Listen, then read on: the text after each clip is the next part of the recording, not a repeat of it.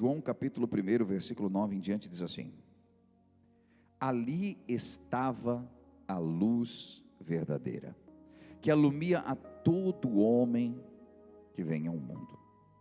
Estava no seu mundo, e o mundo foi feito por ele, e o mundo não o conheceu.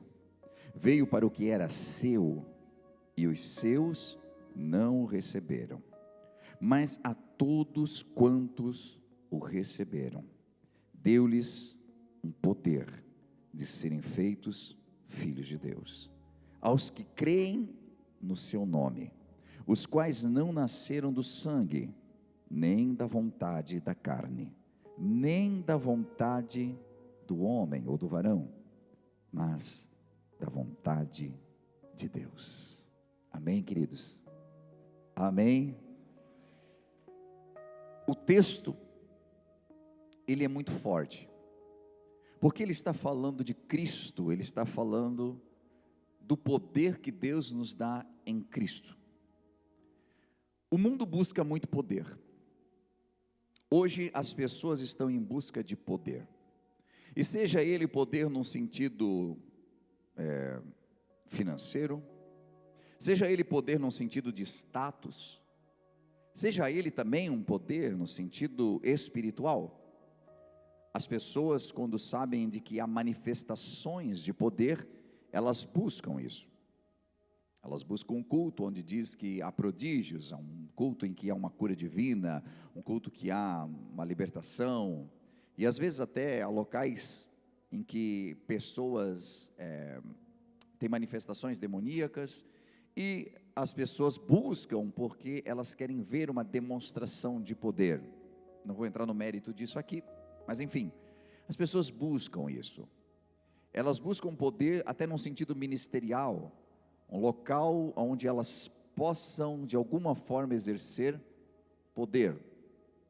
Mas um dos maiores poderes, e talvez o maior poder que você pode receber, e que você já recebeu, e que você não usufrui, é o poder que está descrito nessa palavra. É um poder perdido. E ele é um poder perdido porque quando você desconhece o que você tem, você não usufrui. Você pode ter um aparelho celular de última geração. Acredite ou não, os celulares hoje variam de preço e podem chegar a acima de 10 mil, 12 mil, 13 mil, 14 mil. Enquanto alguns de nós pensam, nunca que ia dar um dinheiro todo desse aí no celular. Algumas pessoas têm um sonho de consumo, de ter um celular de 14, 15 mil.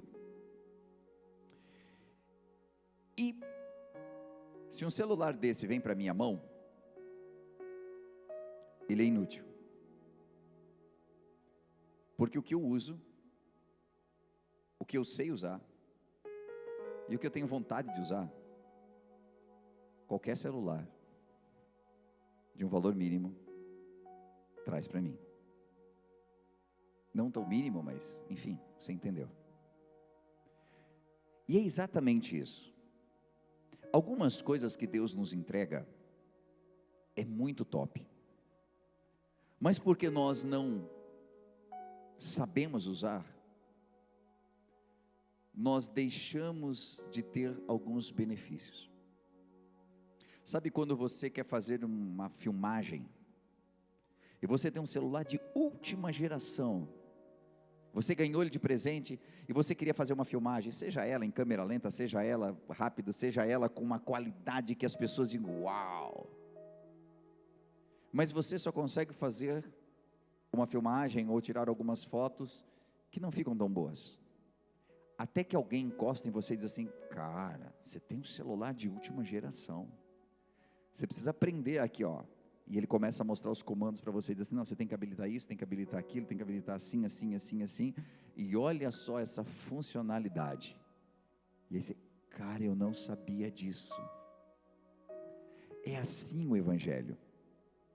É tanto poder, é tanta promessa, é tanta coisa especial que Deus nos entregou de graça, porque o preço foi pago por Jesus lá na cruz do Calvário. Ele pagou todo o preço. E ainda dentro da analogia do celular, e Ele comprou para você o celular de última geração. E nós não sabemos usar. E às vezes nós trocamos esse celular de última geração por coisas fúteis dessa vida, sem descobrir o que nós tínhamos na mão. É como aquela pessoa que estava atirando pedras, achou umas pedrinhas bonitinhas e estava atirando. E alguém chegou e olhou aquilo e parou e disse: não joga, não joga, não joga. E ele estava com aquela última numa funda assim para jogar. E ele disse: quanto você quer nessa pedra? Nessa pedra? Não, peraí, eu tenho aqui. E a pessoa já tirou o dinheiro. Ele: mas é que é pouco? Você não quer ficar com o meu carro? Eu deixo o meu carro para você. E a pessoa não estava nem entendendo. E quanto mais ela queria argumentar, a outra pessoa oferecia. E ela veio entender de que a pedra que ela tinha na mão, assim como todas as outras que ela tinha desperdiçado, era de muito valor. Deixa eu dizer para você que já aceitou a Cristo em seu coração, você tem a coisa mais preciosa do mundo em você, a presença de Deus. E às vezes nós negociamos isso por coisas tão fúteis dessa vida, jogamos fora constantemente, por coisas que não valem a pena e que não edificam. E estamos sempre em busca de algo. E é interessante que nós estamos em busca de algo que às vezes vemos no outro, sendo de que já está em nós e que precisa ser despertado. Está em você, precisa despertar, você precisa descobrir. E a palavra de Deus, ela é poderosa, ela salva, ela cura, ela liberta, mas esse poder de sentir-se filho de Deus, e que nos leva a usufruir de tudo isso, muitas vezes está adormecido em nós. E um dos intentos de Satanás é sempre fazer com que você não descubra quem você é, que você não descubra as funcionalidades que já estão aqui, preparadas em você, que você não descubra o poder que há em ti. E aqui, pelo amor de Deus, não estou falando do poder da tua, o poder humano em você, não, estou falando do poder de Deus em você. Porque nós lemos aqui que todos quantos o receberam a Cristo, deu-lhes o poder de serem chamados filhos de Deus. Ou seja, nós éramos criaturas, porque o mundo nos tornou assim, porque o Éden nos tornou assim, porque Satanás conseguiu fazer isso, destruir a imagem de Deus em nós. Mas então, quando recebemos a Cristo, Ele nos deu o poder de sermos chamados filhos de Deus. E essa filiação em Deus era tão poderosa, porque Deus pega do seu Espírito e coloca em nós. E então começa um processo de renovação, um processo de transformação, de justificação. Deus começa a fazer uma reforma em nós, uma transformação na nossa vida. Você lembra que lá em Gênesis diz que a terra ficou sem forma e vazia em um determinado momento? Deus criou os céus e a terra, e aí o segundo versículo diz: e a terra ficou sem forma e vazia. Acredita-se de que há um intervalo de milênios entre o primeiro versículo e o segundo, de que Deus fez tudo perfeito, mas de que em algum momento ficou sem forma e vazio. E aí quando nós juntamos alguns versos e acreditamos também de que Lúcifer foi lançado do céu na grande batalha, caiu, enfim, caiu sobre a terra e destruiu tudo que tinha aqui. A ciência chama de um grande meteoro, e nós cremos que pode ser o próprio Lúcifer, que caiu e destruiu toda a terra. E essa terra precisou que Deus viesse e fizesse separação de águas, de terra, e fizesse toda uma reformulação dela. Eu e você fomos criados perfeitos, mas um dia o pecado caiu em nós, e quando o pecado veio, ele nos deixou sem forma e vazios. Ele nos deixou distantes da beleza que Deus criou em nós. Assim nós ficamos. Mas quando Jesus chega na nossa vida, quando nós permitimos que o nosso coração o receba como único e suficiente Salvador, Ele começa a fazer separação entre luz e trevas. Ele começa a fazer uma mudança geral e nós começamos a frutificar, nós começamos a ser transformados, e aquele homem que mentia já não mente mais, aquela pessoa que enganava já não engana mais, porque as coisas velhas se passaram e agora eis que tudo se fez novo. O Espírito de Deus faz isso conosco, glória a Deus. Mas Satanás sempre está numa tentativa de te fazer duvidar quem você é. Quando você lê o texto de Mateus 4:3, a Bíblia diz que, chegando-se o tentador, disse: Jesus foi para o deserto, foi tentado lá por 40 dias, mas no último dia, a Bíblia diz que Jesus sentiu fome. Não que ele não tenha sentido antes, mas ele estava para entregar o seu jejum, e a fome tinha pegado ele de um jeito. E aí Satanás vem e diz: se tu és o Filho de Deus, manda que essas pedras se tornem em pães. Se tu és. Sabe, isso é uma velha estratégia de plantar dúvidas num coração que não tinha dúvidas, de colocar em você aquela pitada de desconfiança, ou até de tentar levantar em você aquele senso de eu vou mostrar como é que é. Satanás está sugerindo a Jesus de que ele não é filho. Se tu és mesmo, eu te conheço. Claro que conhecia, mas já que tu estás aí jejuando e está se intitulando, se tu és mesmo, e aí ele começa a dar comando: transforma essas pedras em pães. Cuidado com os comandos que Satanás te dá. Você não nasceu de novo para ficar cumprindo ordens de Satanás. Você nasceu de novo para cumprir as ordens de Deus na sua vida. Nascido de novo, que agora está ouvindo a voz de Satanás e tentando tirar a convicção de quem ele era. Ele já tinha feito isso com Adão e Eva. O que o Senhor falou para vocês? Não é assim. Certamente vocês não vão morrer.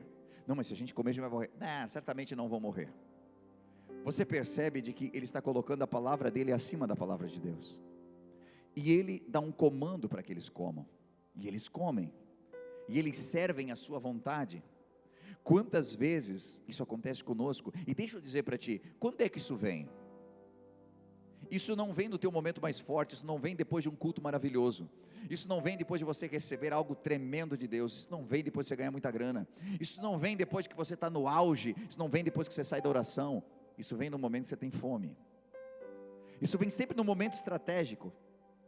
Satanás sempre levanta uma dúvida quanto a quem você é, quanto quem a igreja é, quanto quem Deus é, quanto quem teu líder é, quanto a palavra que você recebeu, quanto a promessa que você recebeu, quanto as coisas que antes para você eram certas, elas só vêm no momento que você está fragilizado.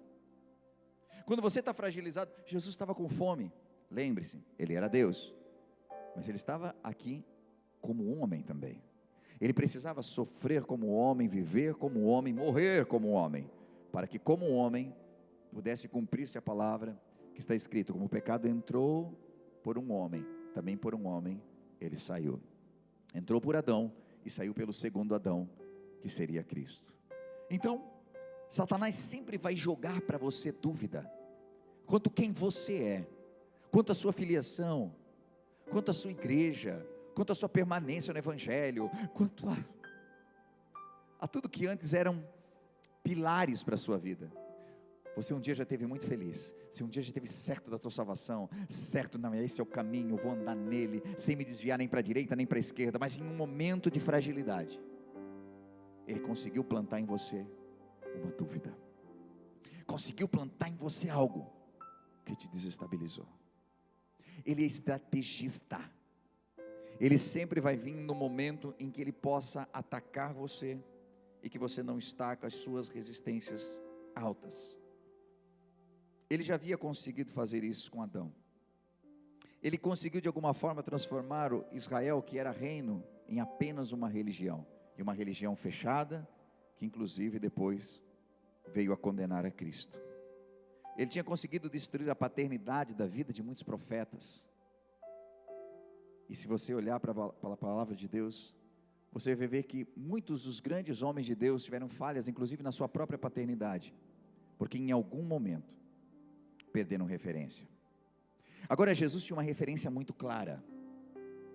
A referência de Jesus não foi abalada, porque ele sabia quem era seu pai. Sua identidade em momento nenhum ficou abalada, quando Satanás disse: se tu és mesmo. Porque a palavra do Senhor diz, em João 10:30, que Jesus sabia quem ele era. Ele diz: eu e o Pai somos um. Ele sabia quem ele era, ele sabia o propósito, ele tinha direcionamento, porque é isso que um pai dá para o seu filho. Ele afirma caráter, ele afirma identidade. Muitos foram destruídos na sua paternidade, como eu já citei aqui. Samuel foi um deles. Seu pai nem queria tê-lo. De ano em ano sua mãe subia, ia até o templo, levava as coisas para Samuel, mas a Bíblia não cita Eucana, que ele ia, o seu pai não ia. Aí quem ele tinha referência de pai? Um pai que não sabia cuidar dos seus filhos, que era Eli. Samuel foi um grande homem de Deus, mas foi um mau pai. E pode acontecer isso, pastor, eu posso ser um grande homem de Deus, eu posso ser uma grande pessoa, mas errar na minha família? Pode. Porque às vezes nós pegamos uma parte só de Deus, a referência espiritual dele, mas não pegamos a sua paternidade. Davi da mesma forma. Foi um grande guerreiro, foi um grande rei, foi um mau pai. E como filhos de Deus, nós precisamos hoje entender em quem está a nossa filiação. Porque somos filhos de Deus, mas se nós não cuidarmos, Satanás vai fazer acreditar que nós somos apenas uma criatura. Somos apenas alguém jogado nesse mundo para viver pelo destino ou pelo acaso. Mas quando você tem a noção que Cristo tinha, eu e o Pai somos um, você tem a noção também de que Deus colocou você na terra para um propósito. Existe um propósito para a sua vida, e quando você sabe a tua origem, fica muito mais fácil de descobrir o seu destino e para onde você está indo, porque você sabe que não nasceu do acaso. Não, pastor, no meu caso foi acaso, porque a minha mãe contou, que quando descobriu, eu estava de 4 meses, e até tentou me tirar, tentou me abortar, e não deu, e eu nasci, e talvez você pensou até o dia de hoje isso, que você nasceu ao acaso, que você foi um susto para a família, que ninguém te queria, que tentaram te abortar e você veio de teimoso, que só deu coisa errada na tua vida, que acha que você tinha que ter morrido mesmo. Cara, entenda por um outro lado, olha a visão de Deus de tudo isso. Tentaram até matar você, mas o propósito que Deus tem na tua vida é muito maior, e é por isso que você está vivo. Nem no ventre conseguiram te matar. Você nasceu por um propósito. E eu sei que Satanás às vezes chega com a sugestão de que você não deveria ter nascido. Você devia ter nascido, e é por isso que você está vivo. Deus tem um plano na sua vida, tem algo maravilhoso para cumprir em você. Aleluia, glória a Deus. Tudo tem origem num pai, tudo tem uma origem nele. Mas a pergunta, quem sabe, é: qual é a sua referência hoje? Qual é a referência que você tem? Se Jesus tinha uma referência direta em Deus, em Pai, sabia quem Ele era, sabia para onde Ele ia, sabia cumprir o seu propósito, porque o seu propósito estava claro diante dEle. Eu te pergunto, pelo que você se move? Qual é a sua referência? O que você tem buscado? Você tem vivido pela tua nova natureza, ou ainda vive a antiga natureza? Porque quando essa nova natureza toma conta de nós, nosso comportamento muda, as atitudes mudam, nossa visão, cosmovisão muda. Se os teus olhos forem bons, todo o teu corpo terá luz. Quando os olhos ficam bons? Quando nós nascemos de novo. Tem muita gente com os olhos ruins ainda. Os olhos são ruins. Olha uma coisa, sei não, aquilo ali não me cheira bem. Olha o irmão fazendo alguma coisa, ou o irmão que não olhou, ou o irmão que olhou esquisito, ou que isso, aquilo. Os olhos são ruins. Você não sabe o que está acontecendo lá. O problema não está lá, o problema está aqui, na minha interpretação. Se os seus olhos forem bons, todo o teu corpo terá luz, diz a palavra do Senhor. Nós precisamos, a boca. Olha que Isaías vai falar lá que o anjo precisou pegar uma brasa viva e colocar na sua boca, para que seus lábios fossem queimados, porque ele era um homem de impuros lábios, que habitava no meio de um povo de lábios impuros. O que ele está falando aqui? Cara, ele estava no meio da galera, se movia, que daqui a pouco estava tudo misturado. O que eles falavam, ele falava também. Ele era um profeta? Era. Ele estava direto no templo? Estava. Deus chegou a usar ele para trazer palavras para Israel? Yes. Agora veja como é que era a profecia dele antes do capítulo 6 de Isaías. Era só apontando o dedo para os outros. Ai daqueles lá, ai daqueles outros, ai dos que... Agora, quando no capítulo 6 ele teve encontro com Deus, sabe o que ele diz? Ai de mim que vou perecendo. Sabe quando você sabe que teve encontro com Deus? É quando você sai do culto dizendo, ai de mim. É quando você sai daqui dizendo, cara, como eu tenho que mudar.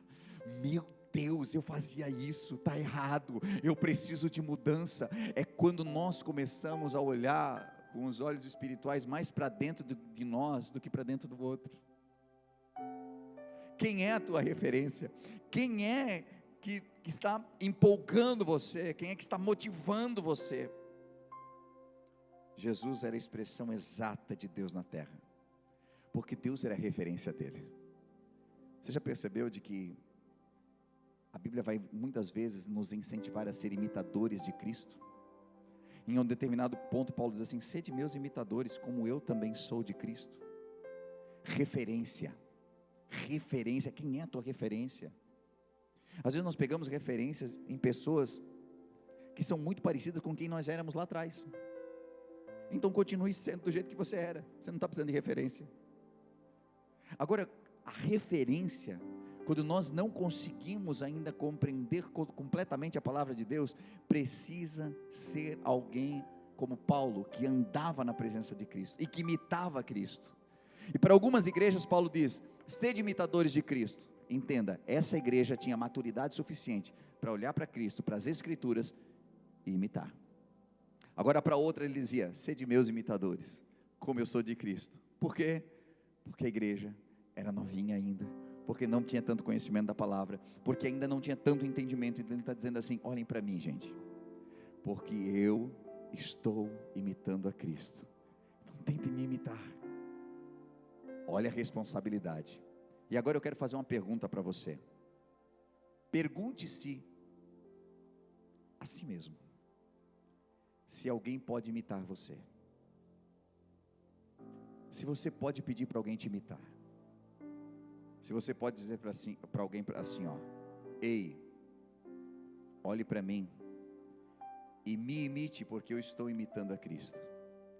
Faça do jeito que eu estou fazendo, ame do jeito que eu amo, trate sua esposa do jeito que eu trato a minha, trate seu marido do jeito que eu trato o meu, trate seus filhos do jeito que eu trato os meus filhos, o tempo que eu entrego para eles, a oração que eu faço por eles.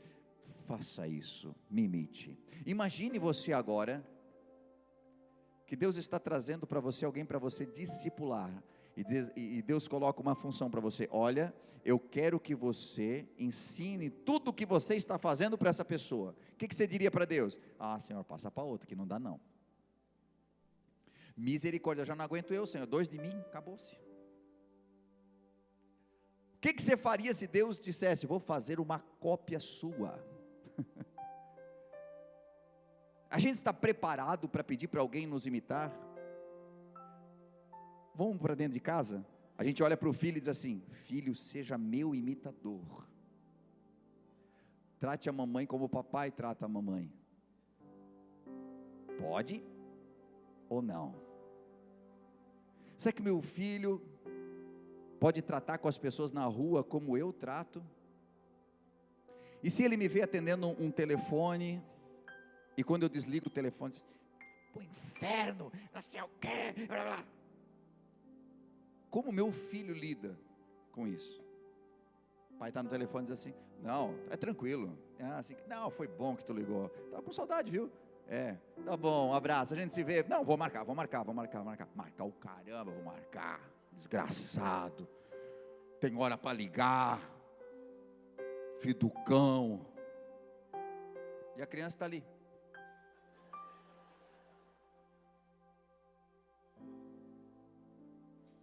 Quem você está imitando, cara? Alguém pode imitar você? E aí entra numa questão muito, sabe, que é: quem é o seu pai? Porque as pessoas vão olhar para você e elas vão identificar o seu pai. É interessante porque algumas atitudes que os nossos filhos têm denunciam quem são os pais, não é assim? É o jeito de andar, é o jeito de falar, é o jeito de ser. A gente olha, mas é a cara do pai. Mas isso aqui é a mãe todinha, não é assim? Acontece, gente. Agora, Jesus certa vez olhou para os fariseus e disse assim: vocês fazem a vontade do pai de vocês. Os fariseus já pensaram: sim, nós fazemos, porque somos religiosos, servimos ao Deus Todo-Poderoso. Mas a frase de Jesus não parou por ali. Vocês fazem a vontade do pai de vocês, que é o diabo. Eles ficaram impactados. Por quê? Porque, gente, era só engano. Porque era só uma tentativa de acusar os outros. Era uma tentativa de tirar o corpo fora das suas responsabilidades. E Jesus fez uma diferenciação: vocês agem na conformidade com a paternidade que vocês têm. E isso hoje me pegou muito, porque as minhas ações e as minhas atitudes denunciam de quem eu sou filho. Porque no mundo espiritual não existe 20 pais, 10 pais, existem dois: o pai da mentira e o pai da verdade. Só dois. A Bíblia fala de dois pais, de dois senhores. A minha filiação está ligada em um deles. E um dia eu sei, nós estávamos ligados nas trevas. Nós nascemos no mundo das trevas. Nós fomos gerados, e Davi já diz, né? Em pecado me concebeu minha mãe. Nós fomos gerados propensos a pecar, propensos a todos os erros. Não conhecemos o Evangelho, andamos no mundo. Alguns de nós conheceram Jesus esse ano. Uma vida inteira nas trevas. Quem era nosso pai? Cara, por mais que você pudesse ser um cara bom, que você pudesse ser uma pessoa que prezava por coisas boas, se você não nasceu de novo, a tua filiação ainda era nas trevas. E no dia da tua morte, infelizmente, você não ia subir por boas obras para o céu. Porque a Bíblia diz que não é por obras que nós somos salvos, mas é pela fé no Filho de Deus. É a fé nele, é conhecê-lo, é morrermos para o mundo e nascermos de novo para Cristo. E quando você renasce para Cristo, quando você nasce de novo, porque aceitou Jesus, olha o verso que eu li para você: todos quantos o receberam, deu-lhes o poder de serem feitos filhos de Deus. Agora a minha filiação mudou. O meu pai é outro. Antes era o pai da mentira, agora é o pai da verdade. E eu sei que aqui tem um poder, e eu tenho uma herança nele, aleluia. Porque a Bíblia diz lá no Salmo 24 que do Senhor é a terra e toda a sua plenitude. Se a terra é dele, então a terra é minha também, porque eu sou herdeiro dele. O que o Senhor tem para mim e para você são coisas grandes, são coisas firmes, são bênçãos sim. Porque no mundo só haverá tribulação. Eu sei que tem tribulação, porque Jesus disse: no mundo tereis aflições. Mas Ele não disse: no mundo vocês só vão ter aflições. E tem gente que muda o Evangelho, quase prega isso aí. A gente vem para a igreja e está desanimado: meu Deus, mas é só luta também, é só tribulação nesse mundo, eu quero morrer. Que diz que no céu é que é bom, eu vou morrer. Jesus não disse que no mundo vocês só terão aflições, mas disse: no mundo tereis aflições. Mas Ele também diz: tem bom ânimo, porque o sistema do mundo já foi vencido por Ele. O sistema que quer acabar com você já foi vencido. Então as tribulações vêm, as tentativas no meio da tua fome, no meio do teu desejo de uma resposta, vem pão, cuidado, e vem pão na tentativa de mudar a tua identidade, porque o pai diz para você: espera. Satanás vem para você e diz assim: aproveita a oportunidade, cara, não é sempre. E você está me entendendo o que eu estou falando aqui. Nunca ninguém desse naipe aí deu bola para mim, cara, vou perder essa oportunidade, eu estou falando aqui, parece brincadeira, mas esses 2 minutos destroem uma vida para sempre. Para sempre. Você podia estar até com fome, mas se você esperasse mais um pouquinho, a Bíblia diz que Jesus esperou e os anjos vieram e colocaram uma mesa e o serviram. Você tem uma escolha: ou você serve o pão que o diabo amassou, ou você serve o pão que os anjos vão trazer para você. A escolha é sua. Filhos têm sempre lugar na mesa do Pai, aleluia. Quando você entende que você não é cachorro para comer migalha, você é filho. Aquela mulher que disse para o Senhor, e que é uma palavra que mexe com a gente, Senhor, mas até mesmo os cachorrinhos comem da migalha que cai da mesa do seu Senhor. É um ato de fé? Claro que é, porque ela sabia que não fazia parte do povo que Jesus veio para trazer a salvação para eles. E ela está dizendo: cara, até migalha hoje eu estou pegando porque minha filha precisa. Agora sabe o que acontece? Você pode viver de migalhas se você quiser, só de migalhas. E perceba, às vezes nos acostumamos a viver de migalhas, mas quando nós entendemos o Pai que nós temos, e é por isso que a palavra do filho pródigo é muito forte, porque ele estava lá sentado olhando os porcos, com vontade de comer aquelas bolotas dos porcos. Em algum momento ele lembrou que ele tinha um pai. Na casa do meu pai tem abundância de pão. Gente, às vezes nós viemos para a igreja e durante a semana nós comemos lavagem. O mundo é especialista em servir lavagem para você. Murmuração é lavagem. Palavras que te desanimam é lavagem. Palavras que mexem com o teu ego é lavagem. Cuidado com o que você anda comendo. Agora, quando nós lembramos que na casa do nosso Pai tem abundância de pão, nós nos levantamos e saímos do ambiente de sarjeta, do ambiente de chiqueiro, e nós vamos em direção à casa do Senhor. A casa do Senhor está aberta, e não só nas quartas-feiras e no domingo. A casa de Deus está aberta para você em todo momento que você buscar a Ele. Existe uma conexão direta com o teu Pai, porque esse é o poder que Ele te deu.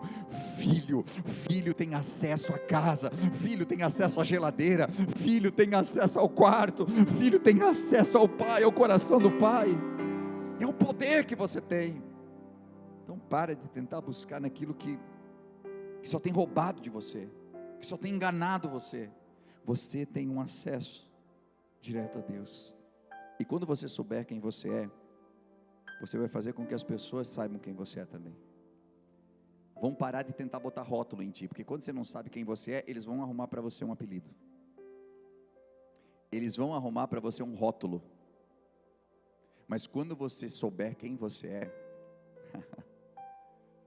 vai ficar claro para as pessoas quem você é. Você pode passar. Cara, Eliseu estava passando, a mulher dizia: ali vai um homem de Deus. Gabriel, quando veio falar com Maria, já disse que Jesus seria filho de Deus. Os demônios, quando Jesus chegava, está escrito lá em Mateus 8:29, clamavam dizendo: que temos nós contigo, Jesus, filho de Deus. Era tão evidente quem ele era, que os demônios reconheciam. Lucas 4:41 diz que muitos demônios saíam dizendo: tu és o Cristo, o Filho de Deus. Os discípulos sabiam quem ele era. Mateus 14:33, se aproximavam o que estava no barco, adoraram ele, disseram: verdadeiramente tu és o Filho de Deus. Um centurião romano não caminhava com ele, mas depois que viu que eles guardavam Jesus e viu o terremoto depois da crucificação, teve um grande temor e disse: verdadeiramente esse era o Filho de Deus. Marcos, quando escreveu o Evangelho de Marcos, disse: princípio do Evangelho de Jesus Cristo, Filho de Deus. Está em Marcos no capítulo 1. João também sabia quem ele era. Ele disse: eu vi e eu tenho testificado que este é o Filho de Deus. Natanael sabia quem ele era. Natanael respondeu e disse: Rabi, tu és o Filho de Deus, tu és o Rei de Israel, está escrito em João 1,49. Marta sabia quem ele era, disse: sim, Senhor, eu creio que tu és o Cristo, o Filho de Deus, que haveria de vir ao mundo.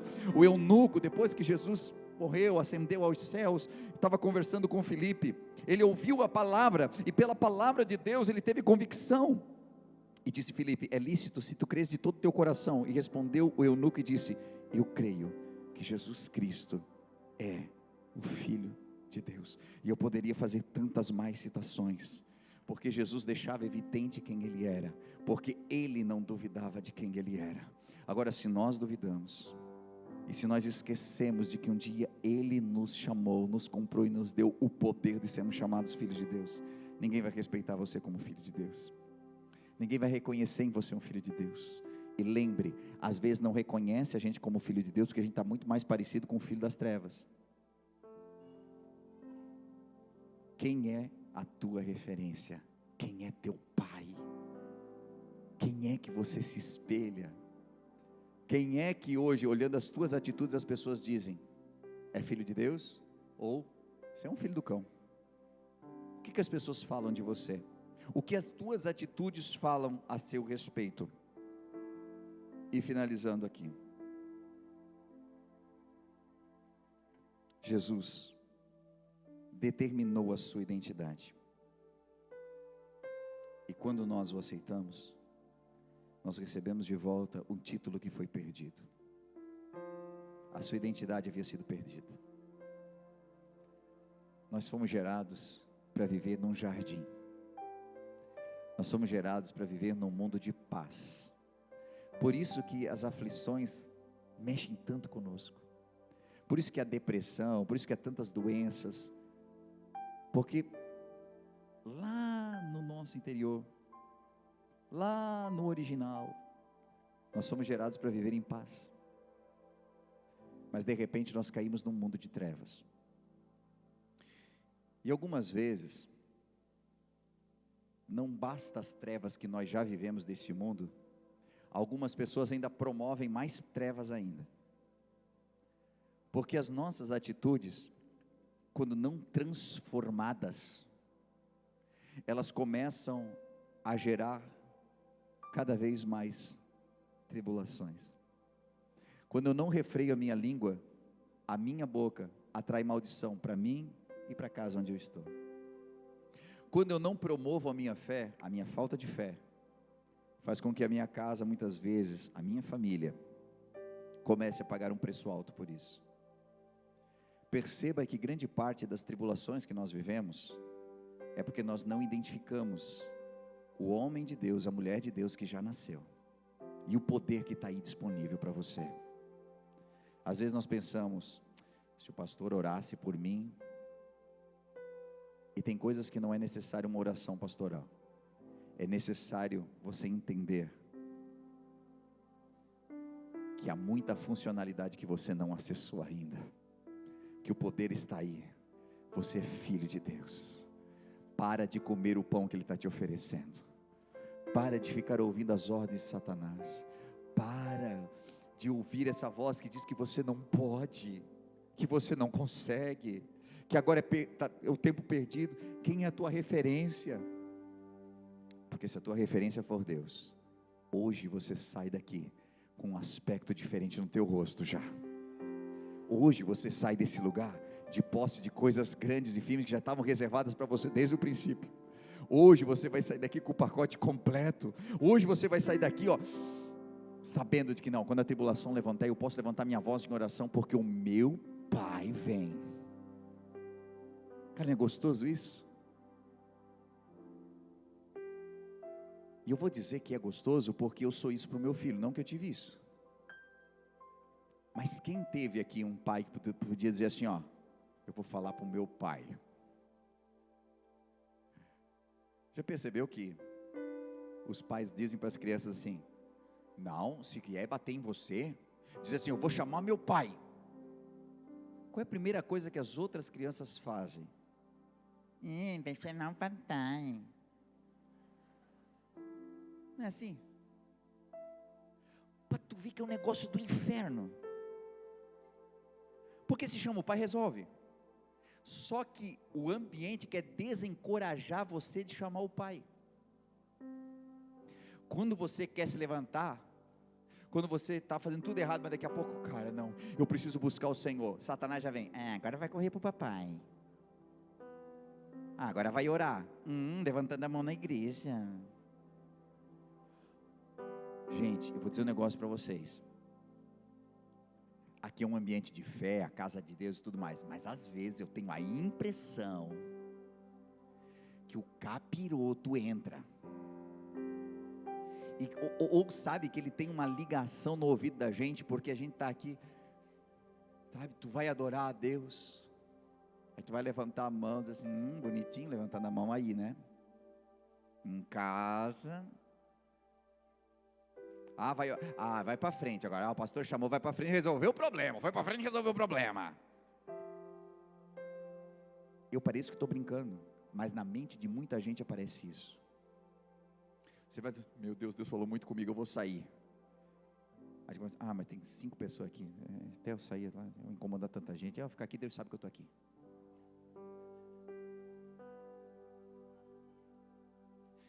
Tu vai para sair e diz assim, mas já fui tantas vezes também.